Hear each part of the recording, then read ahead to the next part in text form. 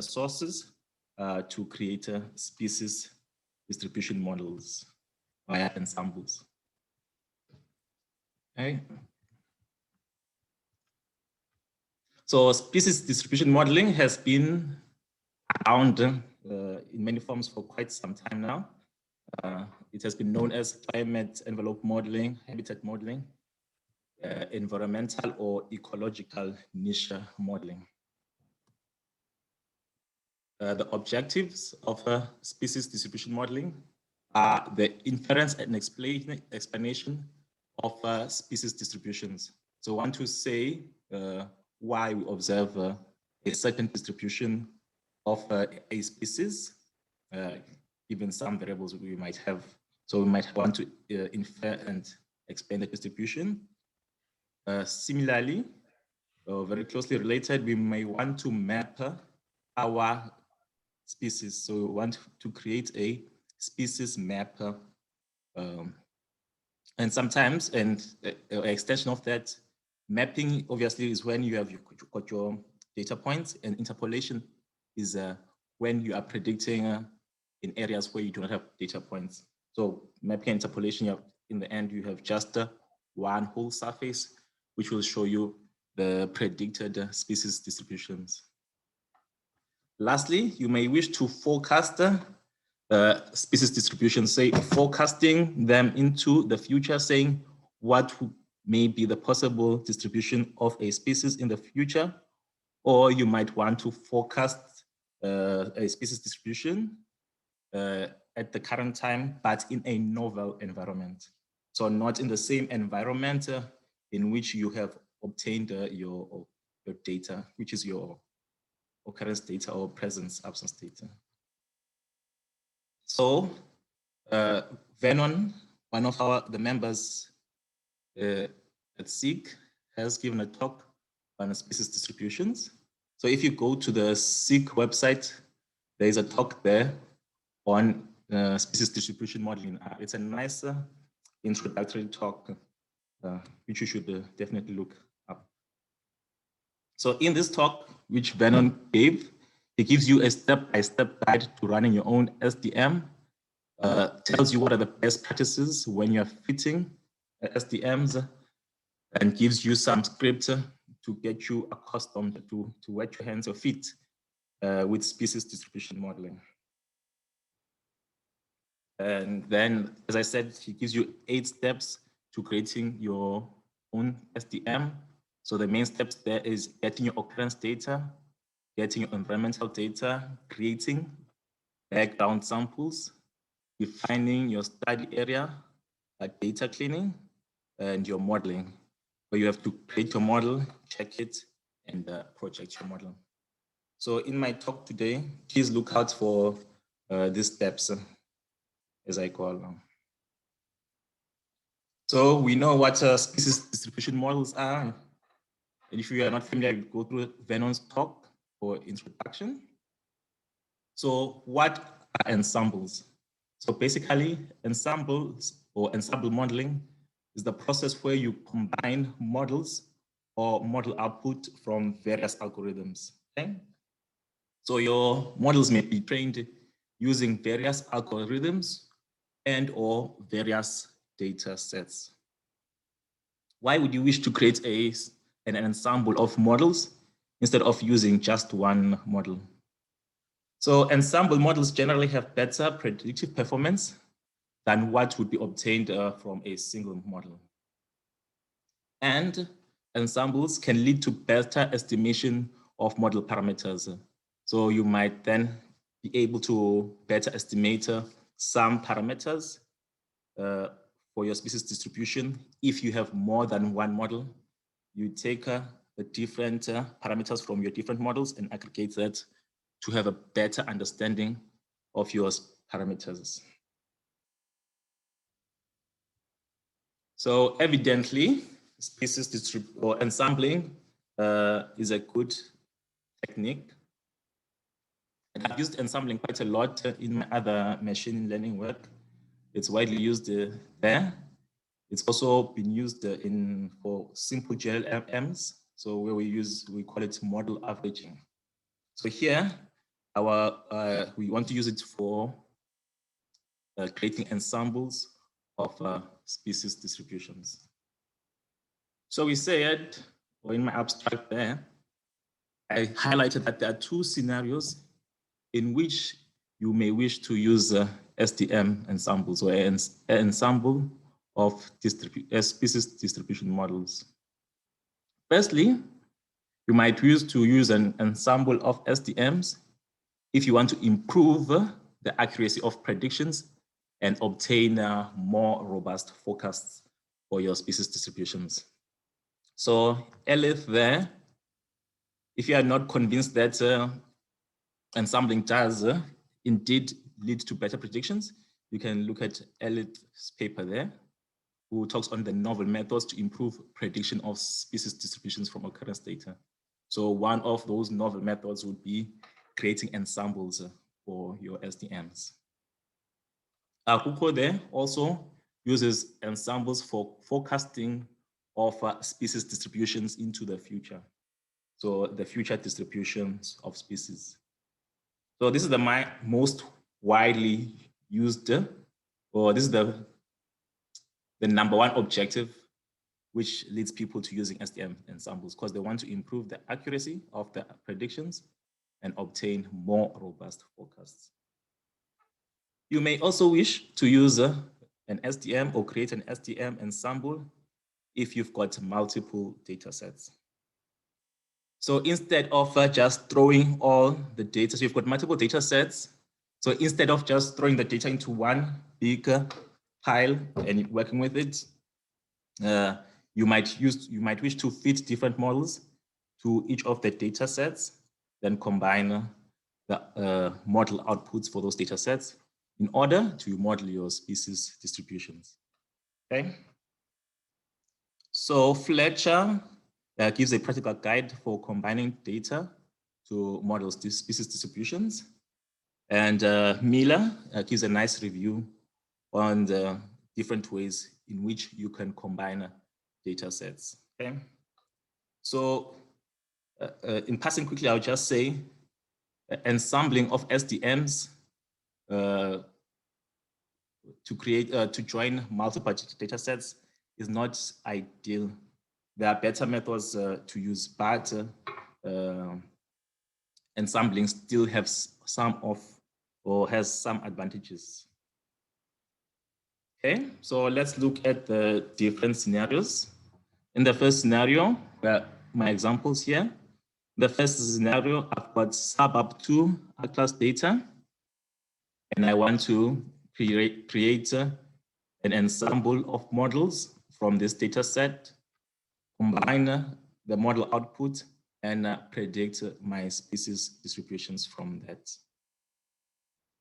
In the second scenario, that is the scenario where you have multiple data sets and wish to combine them, or wish to use that data in order to model species distributions, you again may use ensembles for that.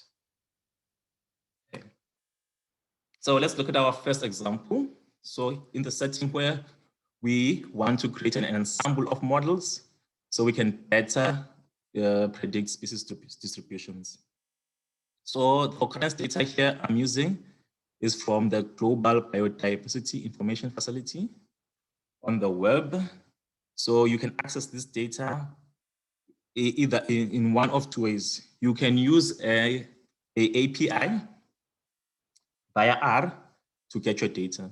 So if you look at Vernon's presentation there on the introduction to species distribution model, he uses that technique. So I thought I would give you another way of accessing your data. This one is a bit more friendly, especially if you're new to the data set and do not know what's in the data sets. The R API is good if you know exactly what are the variables and you're a bit more comfortable with the data set. So here, we just went to the GBIF website and indicated what species I want there. Okay. So in the end, I obtain my records. So here, you have options of different data sets. It tells you the different data sets and the number of records in each of the data sets. So here, I'm just going to take a suburb 2 data and download it. The data has been cleaned before download. So I've made sure that the only records that you're downloading there are human observation. We've excluded museum species. Okay. So how would you then work with the data? So once you have downloaded your data from GBIF, you can save it on your machine in whatever directory you want. So the file will be downloaded as a CSV. Okay. Then you can import that data. So in this very first line of our code, we are importing the data set there. So that file path there will be whatever file path you have for your data set on your machine. So here we're simply reading in the data. The GBIF data has a lot of variables. So when I imported or I downloaded the data from GBIF, I downloaded the whole data set with all its columns. But I do not want, or I do not need all the columns. So I just want to basically know the coordinates of my occurrences. So the decimals and latitude. I want to know the species exactly. And I want to have the country code. I'm keeping the country code in there because I'll use it for data cleaning, which is our next step. So here we have subsetted the data and we clean the data. So most of these data sets have got some errors, but you can minimize the amount of data cleaning you have to do if you download the data as I have via the GBIF website, where you can control some of, where you can specify parameters of what you want to download. So you want to say, I want only human observation data. You can specify that. If you want to remove points where there are no observations, you can do that in the GBIF, and so on and so forth. So that will make your data cleaning in R a little less tedious. So here, all I am really checking is that I do not have observations or coordinates where there are no observations. So where there are NAs, I'm removing all of that.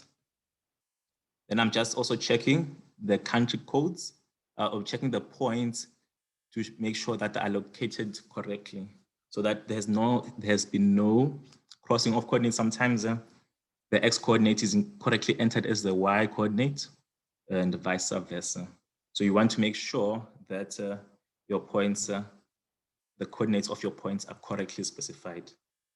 And I use my country code here, which I kept when subsetting my data to check my data points. Once I'm satisfied with that, so this is done by the function or by the package coordinate cleaner. It does most of the work for you. So once the data is cleaned, then I just take the cleaned data. So this is the final data set, just the head of it. So there are your longitudes, latitude, your species, and your country code. There we have ZA. Remember, we have got suburb data here, so it's South African data set. So it has the country code there, ZA. Okay, so we have read in our data set, and we want to now check that it has been correctly read in by performing a visual check of our data set. So we make a call to the package map tools, which is a tool, a mapping tool in R. And we call the whole raster for data for the world. So data world, I'm calling that whole raster for the world. But I just want to plot the countries: South Africa, Namibia, Botswana, Zimbabwe, Mozambique, Lesotho, and Swaziland. So there are those countries there plotted. Then I superimpose my occurrences there. So these are all our suburb 2 records, the area in which they're obtained. So we've cleaned the data, we've imported the data, cleaned it, and we've performed a quick visual check. And it seems everything is fine. So we have now our biodiversity data in. We need now our environmental data. Remember, in species distribution modeling, we want to know how species are distributed. And this, of course, is influenced by things like your environmental or bioclimatic variables. Okay? So there are many environmental data sets you can use. There's the WorldClim data set, there's the Atlas data set. So I'm using the WorldClim data set, and those are the variables in there. So we've got 19 bioclimatic variables. Okay. So let's get that data. So let's download that bioclimatic data. We call the package raster. Then we define the extent of our study area. So remember, in those steps to creating your species distribution model, you have to have your occurrence data. Then you have to have your climatic data. Obviously, then everything has to, your climatic data should be within your study area, so your extent. So hence we're defining an extent, and we just want to get our climatic data at that extent, and we're taking it at a 5-minute resolution there.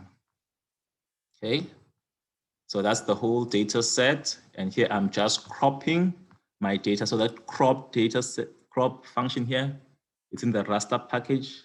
It drops all the other data which are not in our study extent. So that extent there is our study area. Okay. So now we have only got our bioclimatic data for within our study area. We can test quickly for collinearity in our bioclimatic variables, which are our predictors. We do not want to have a highly collinear predictors. These are basics of modeling. So here we test which of the variables we should remove. So use VIF code test here. The default is 0.9, but I have specified just 0.7 there. Then, so these are, if you look at the bottom here, these are the variables out of the 19 variables. These are the variables that the package or USDM suggests that we should keep for modeling. So we only just keep these 8 variables, and we'll discard the rest. Okay. So we have our climatic data. We have our species distribution data. Now we want to join the 2 data sets. So, and that's what we're doing here. So this is our records from suburb. So this is the occurrence records. And here we want to extract climatic data at those records, at where the records are. So this is specifying the latitude and longitude of our records. And we're just saying we want to extract the climatic data for those locations. And I just say exactly which climatic variables I want, as has been suggested by my test above, my VIF test. Then finally, I'm just gonna change that species argument. If the species entry, if I go back quickly, remember it was just the species there. I'm gonna make it 1, so it's up, so it's presence. Because some of the models want you to specify exactly your presences and your absences. So here we have only got presence only data. We do not have absences.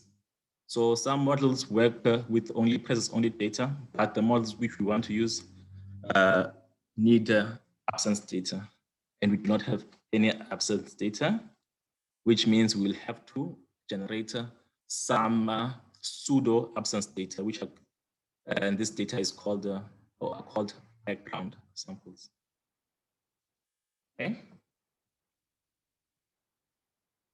So once we've joined our data set, so our species and our climatic data, Then I can quickly check to make sure that the final object is a spatial object. So if you check the class, you'll find it's firstly a data frame. So I force it to be a spatial object by specifying the coordinates. So there's your X and your Y coordinates. Then if you finally check the class of that object, you'll find now that it's a spatial data object. If you check our spatial data object, you'll see that no projection is specified, and you want to specify the projection. So I just take the projection that is used for our climatic data. So let's remember our clim suburb 2 is our bioclimatic data. So I use the same projection for the occurrence data there. Okay, so we have everything that we need now, so we can start fitting our models.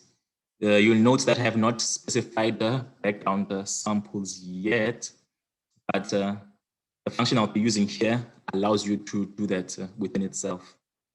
There are some packages which you'll have to do the legwork yourself of specifying background samples. So for fitting and model fitting and assessment, we're using the package SDM. So SDM basically is a package for species distribution modeling, and it calls on the different fitting packages. So if you want to fit a GLM, you can do it in SDM. SDM will call the GLM function for you. If you want to fit a GAM, again, you can do it with your SDM package. The package will call the GAM fitting function for you. So we're using the SDM package. If you are running this package on your first run, please make sure that you specify install all. This will make sure that all dependencies for your SDM package are installed. So you only just have to do this on your first run of the package. Let me just check my time. Okay, so once you've installed your package, now so remember our final suburb was just a spatial object. Now I want to make it a spatial data frame or an SDM object. So SDM data makes sure that your data frame or it changes your data frame in such a way that the SDM package can handle and work with it. So we're just modeling species. That's my formula. I haven't specified the predictors that I want. The predictors are in climb suburbs data set. Remember, we dropped all other predictors that we didn't want after we did our collinearity test and just kept the ones we wanted. Then here, with this last argument, I generate background samples. It's very nice and neat. So here, I specify that I want to generate 1,000 background samples. So remember, our background samples are our pseudo absences because we only have presence data. So we want some pseudo absences for some of the models we would like to fit, such as GLMs. They want you to specify both two categories, the present and the absent. Okay, so that is an SDM data object. And once that is done, I can fit whatever models I want to fit. So this is done via the function SDM.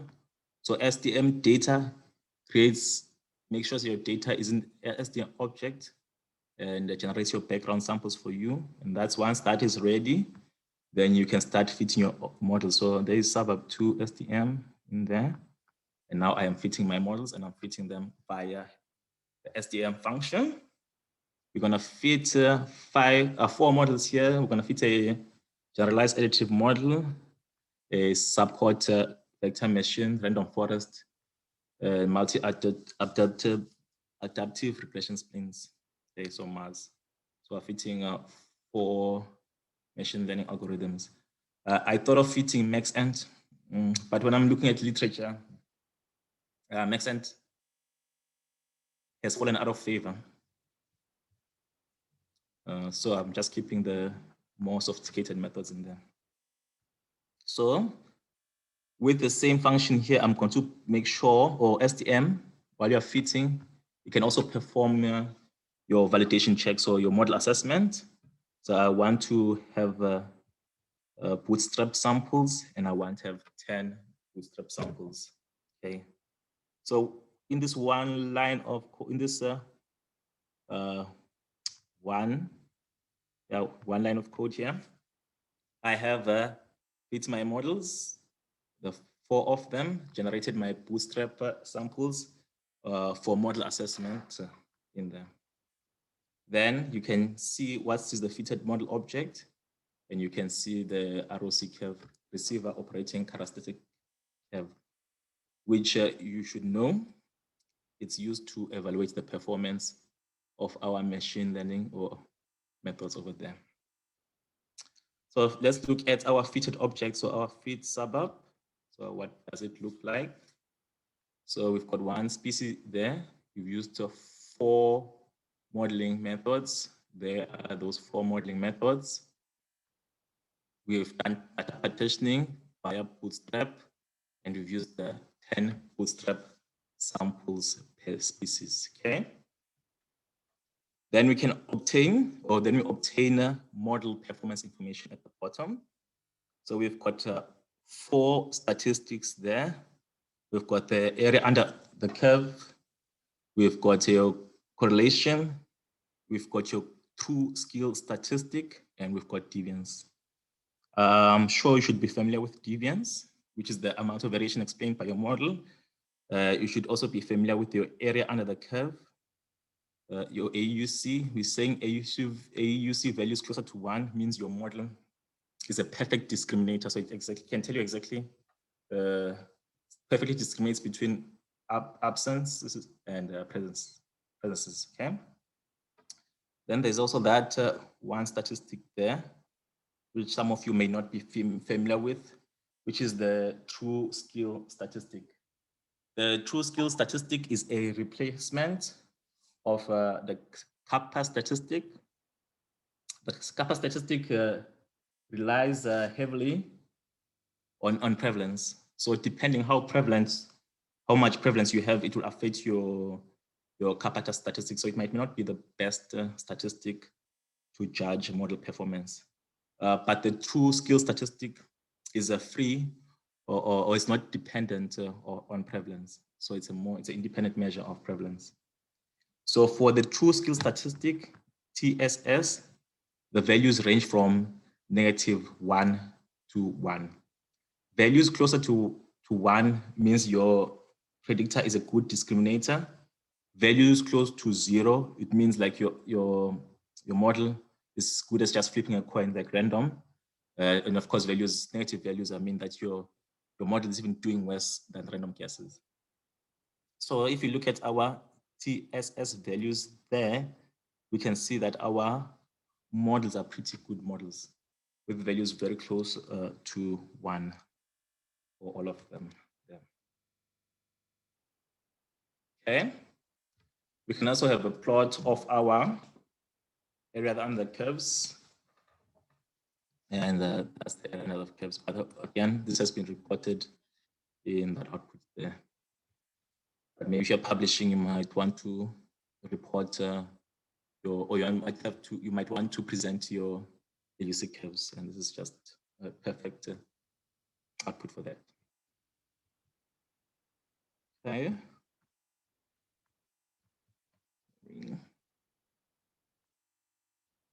So we have fit 4 species distribution models and fit those models via 4 differing algorithms. Our GAM, our random forests, mass, and the last one, and our support vector machine. Okay. So we want now to combine the output of these models into one.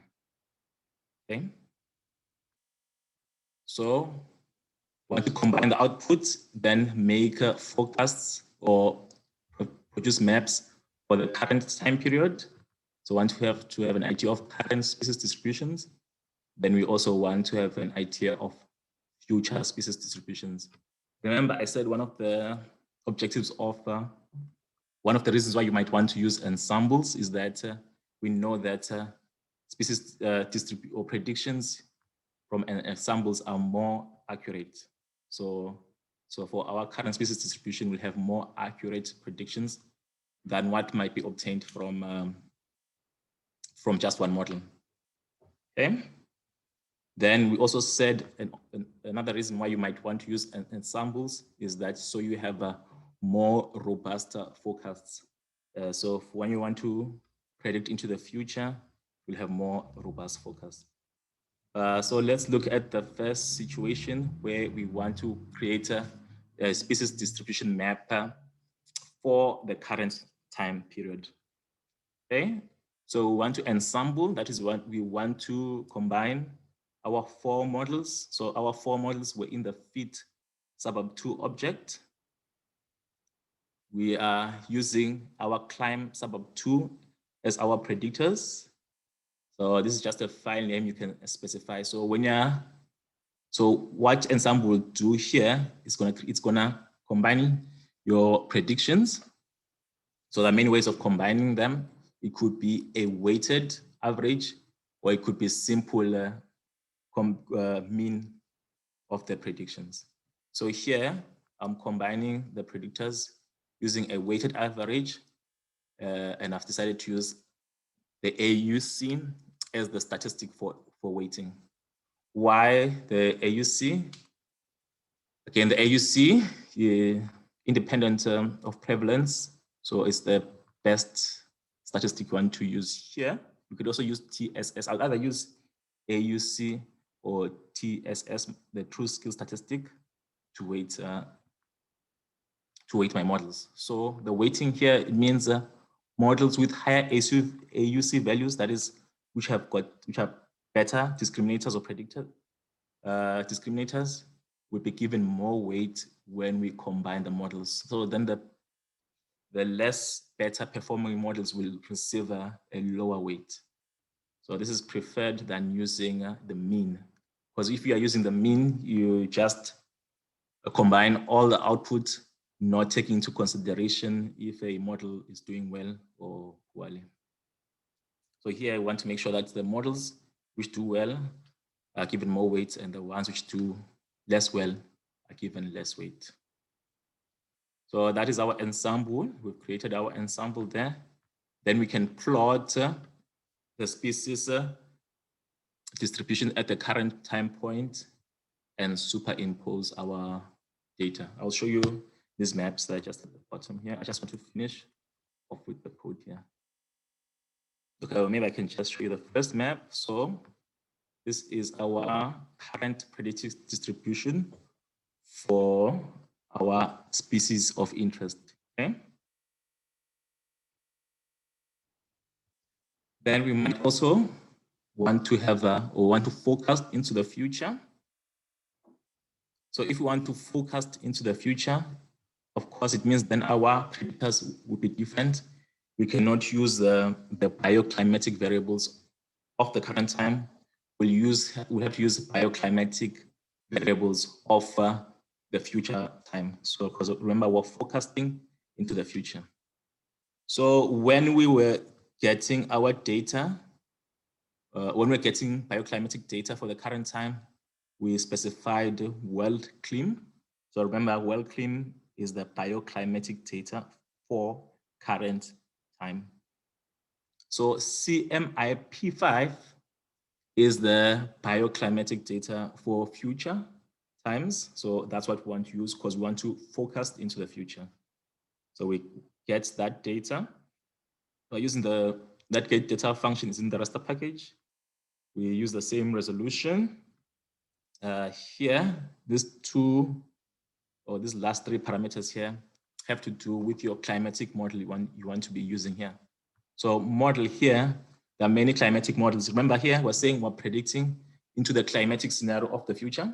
So many climatic models exist. So whatever climatic model, whatever scenario, you want to check, you'd use the appropriate model and then predict at that time. So here, I just used the first model in there. Then 85 is the, and then here you've got a few options here. Maybe I should go into my get data function so you can see that. Okay, maybe that's too much of a distraction, but okay, just saying, you can have a look at this, have a look at the help file for get data for the better idea of the arguments in going into that function. So basically that's the future data, the type of variables you want, resolution, your climatic model you want. Okay, so it may happen, or what will happen with this MIP5, you'll find that the names of the variables are different from the names for climate current data. Although it's the same things, they are just named differently. So here in this one line here, I'm just making sure that the two climatic data have the same names. And here I just exclude again those bioclimatic variables which were flagged by our variance inflation test previously. And we exclude them, and just again, we keep the future climatic data for only our study area, for our extent over there. So future climatic data, we want it only for our extent over there. Okay, so we still have our occurrence data. Now we've got future climatic data. Let's try and predict or forecast into the future. Again, we're using the ensemble function, fit suburb 2. Remember, that's where we have our 4 fitted species distribution models.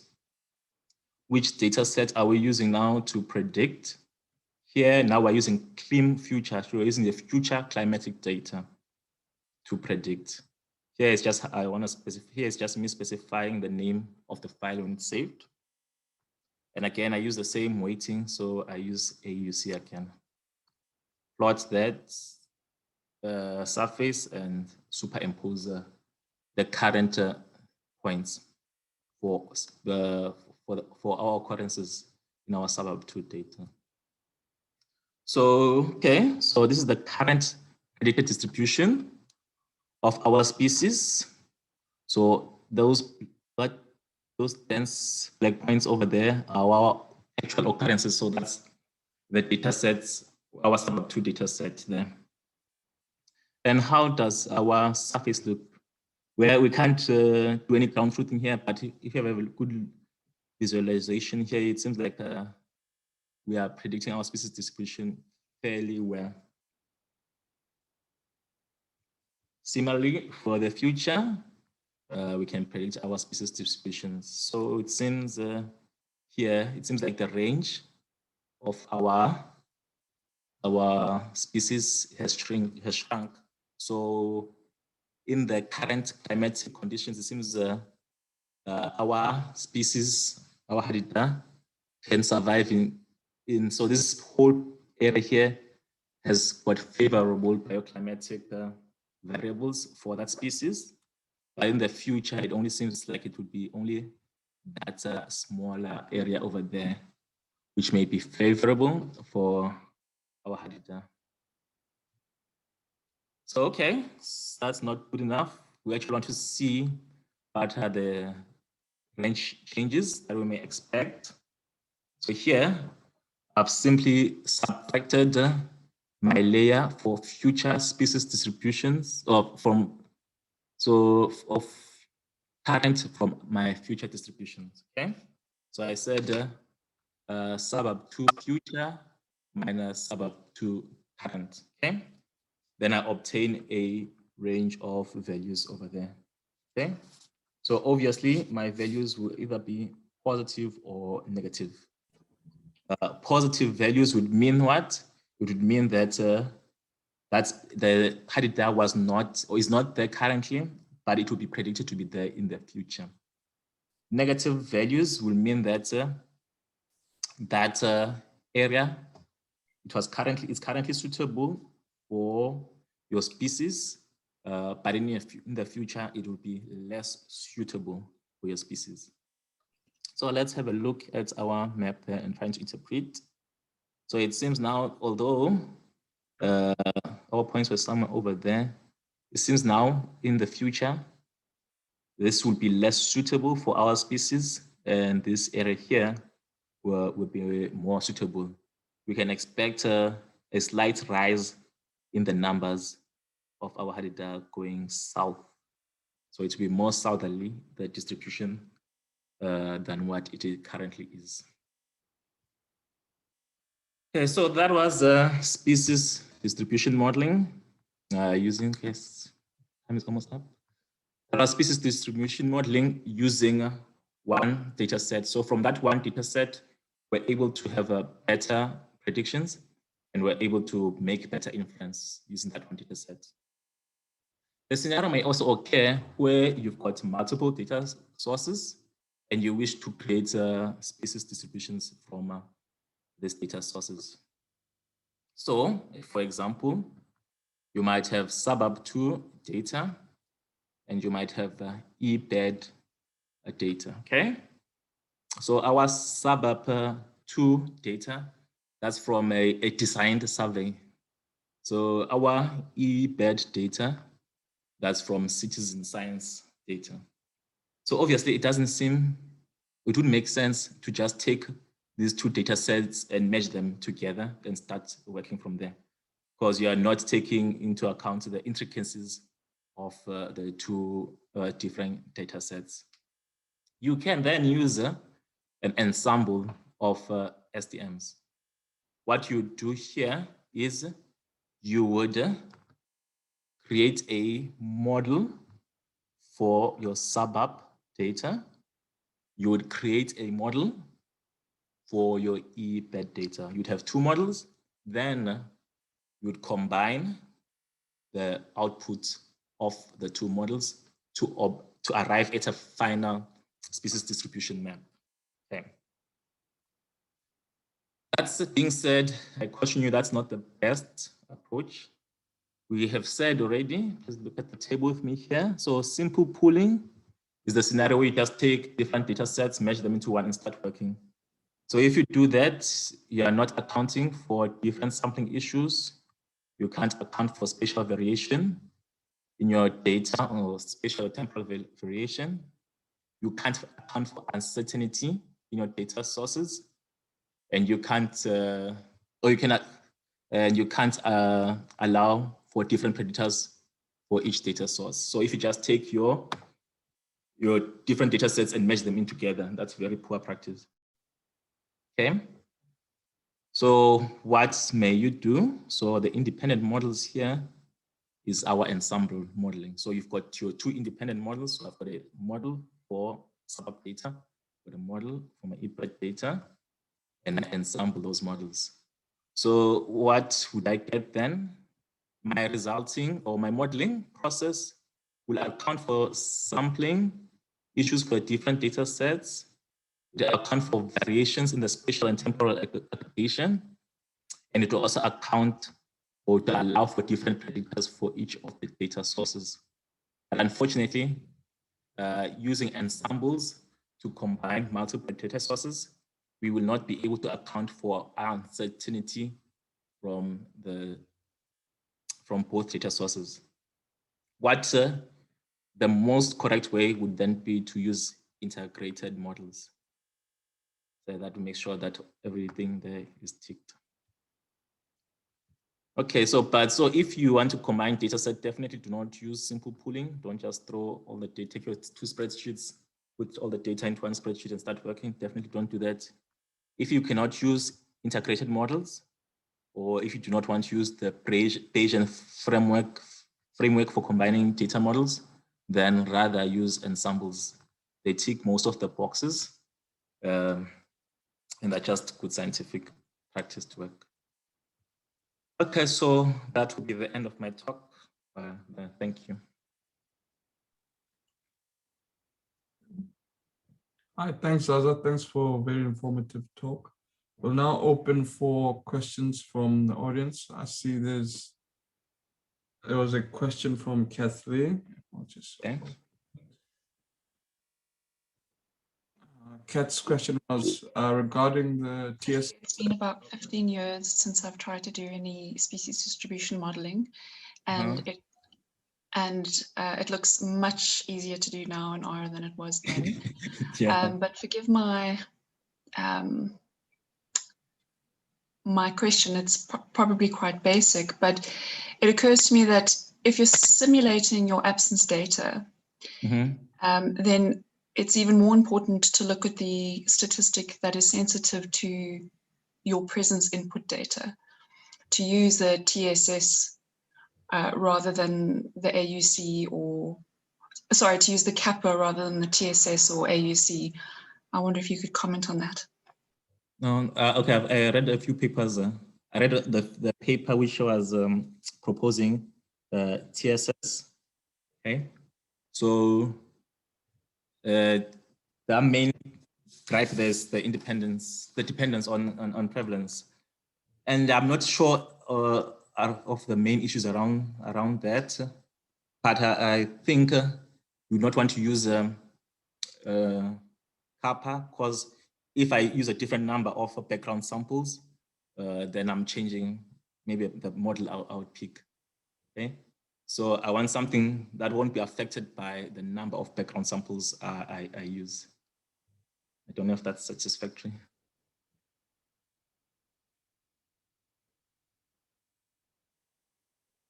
Nope. Sorry, I wasn't unmuting myself. Rookie mistake.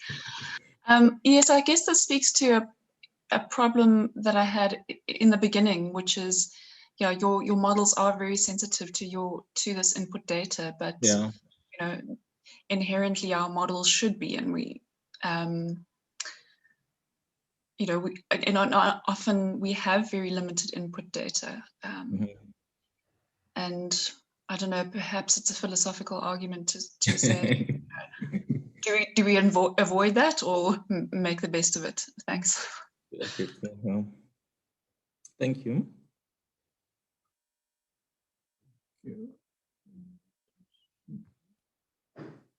We have a question from Susan. Yes, what do you do if you have one data set, e.g. SAVEUP2, that only what? Okay. I'm just gonna. That only covers part of the range of species, and another data set, e.g. eBURB, that covers a wide range, and want to model the whole range. Is it possible? It's possible. Yeah, it is possible. Exactly what I was saying here. So here in our data sets, they more or less cover the same range, but it could happen that maybe the eBird was located more central here in South Africa, while our SAVEUP2 is more easterly here. So it should, that's actually what the time where you've got your occurrence data covering different areas is actually the time where you do want to combine your data sources. Because now, so you can have now occurrence data for the whole range of your data, or your whole range of your species, instead of just one portion of your species. So it's definitely, that's where you want to combine data sets.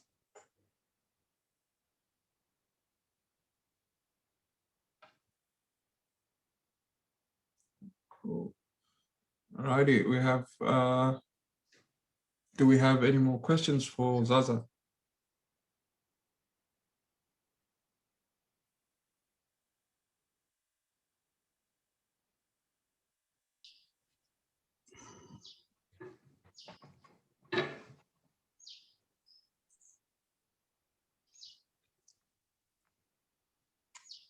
Zaza, can I ask something?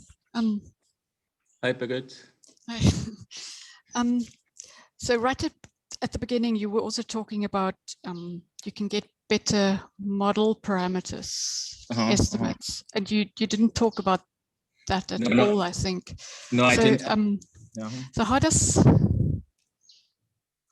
that work if you have, well, all sorts of different models? You've got a GAM and a Mars and a support vector machine, and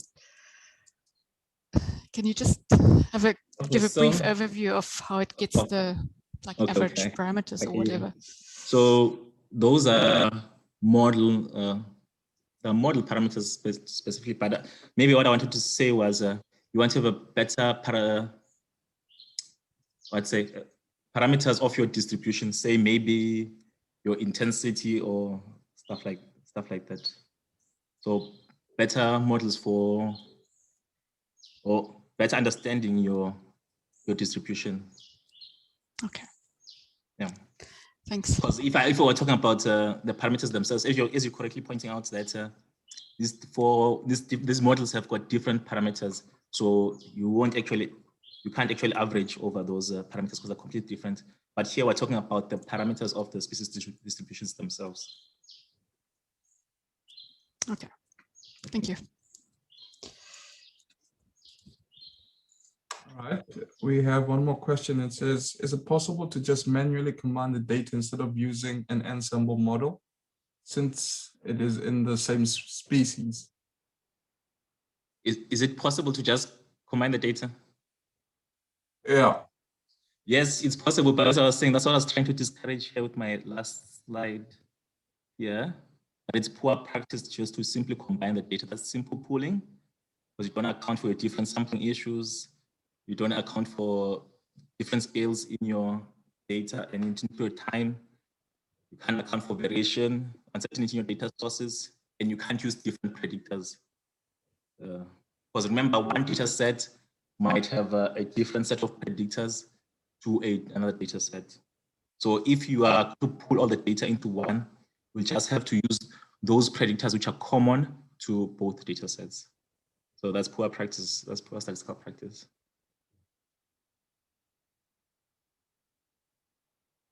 Right.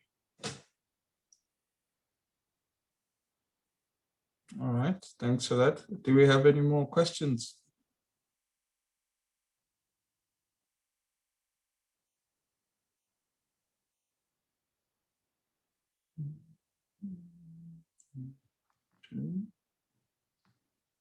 All right, I think if we don't have any more questions, I think we'll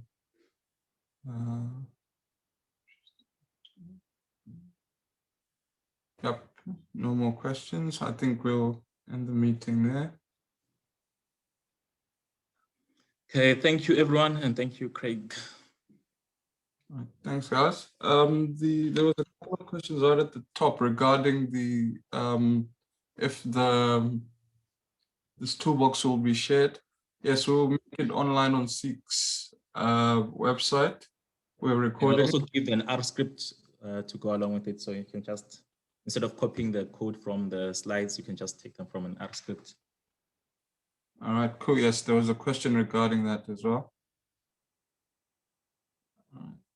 Cool. All right. Thank you everyone for joining, and we'll stop recording now. Thank you.